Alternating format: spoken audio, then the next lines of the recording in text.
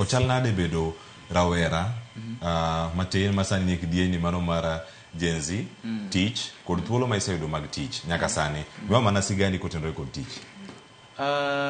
Erokamano Cleophas. Adwa wacho ni tich Kenya ka sani timo tich kaka rawera en challenge maduong' ahinya. To the environment is very hostile. Okorwako rowere matiso kawan.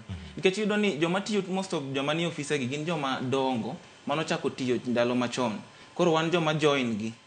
Environment obedo hostile ni kaka nitiyo kinde machon. Environment manitie kinde machon ema pod itie kinde masani. Ok giketo work environment bed flexible to accommodate joma tiso. Ingeni wan kaka joma tiso nitie gik mawahero to nitie gik kaka wahero kaka nitie kaka wahero ni watim gikwa.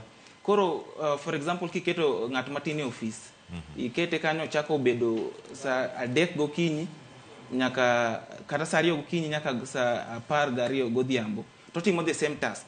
Yudo ka en gima challenging ahinya to ok miwa opportunity mar growth gi exploitation mag gik moko be ma wanyalo timo.